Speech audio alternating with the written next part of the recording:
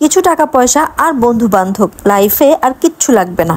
বাবা মা তারা তো ব্যাকডেটেড, ভীষণই আনস্মার্ট। সারাদিন শুধু এটা করো না, ওটা করো না, এটা তোমার জন্য ভালো নয়, ওটা তোমার জন্য ভালো নয়, এটা দেখো না, ওটা দেখো না, এখানে যেও না, ওখানে যেও না। উফ, বিরক্তিকর।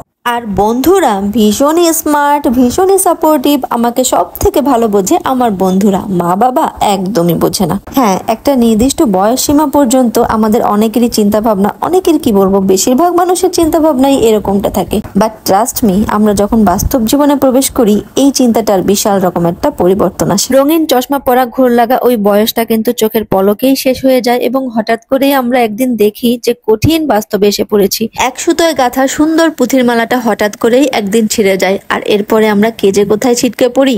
কেউ সংসার গোছাতে ব্যস্ত, কেউ বা সংসার টিকাতে ব্যস্ত, কেউ বা ক্যারিয়ার জোটাতে ব্যস্ত, কেউ বা ক্যারিয়ার গোছাতে ব্যস্ত। আসলে এই যে উত্থান পতন, জীবনের টানা পড়েনে দেখা যায় কেউ কারো খোঁজ রাখার সময়ই পাই না।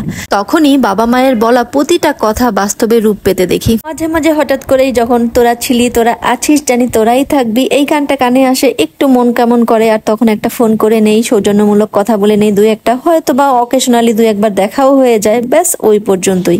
জীবনে বন্ধুত্বের ভূমিকা রয়েছে, তবে বাবা মায়ের সাথে তার তুলনা চলে না। মাথার উপরে বাবা মায়ের ছায়াটা যে কতটা গুরুত্বপূর্ণ এটা বুঝতে বুঝতে আসলে জীবনে অর্ধেকটা সময় পার হয়ে যায়। সব কিছুর পরিবর্তন হয়, বন্ধুত্বের রূপও পরিবর্তন হয়, কিন্তু বাবা মা মনে হয় সেই কোশমিন কাল থেকে একই রকম। বাবা মায়েরা বোধহয় কখনোই স্মার্ট হয় না। বাবা মায়েরা আনস্মার্ট ছিল, আনস্মার্ট আছে, আর আনস্মার্টই থেকে যাবে। যেমন ধরুন আজকের রান্নাটা দেখে আমার বড় মেয়ে বলবে, ইউ মা, ইলিশ মাছ দিয়ে চিংড়ি মাছ কে রান্না করে? তোমার আনস্মার্ট মাই রান্না করে, কেননা তুমি তো ইলিশ মাছ খাবে না, আলাদা করে চিংড়ি মাছ আমাকে করতেই হতো। সাথে যেহেতু আরো কয়েকটা রান্না রয়েছে তাই সময় বাঁচাতে একসাথেই করে নিলাম। জানি তুমি এখন বলবে, উফ মা তুমি না ভীষণ খ্যাত। এমন অদ্ভুত অদ্ভুত রান্নার কম্বিনেশন দেখে আমিও আমার মাকে একই কথাই বলতাম, কিন্তু এখন এই রান্নাগুলোই ভীষণ মিস করি।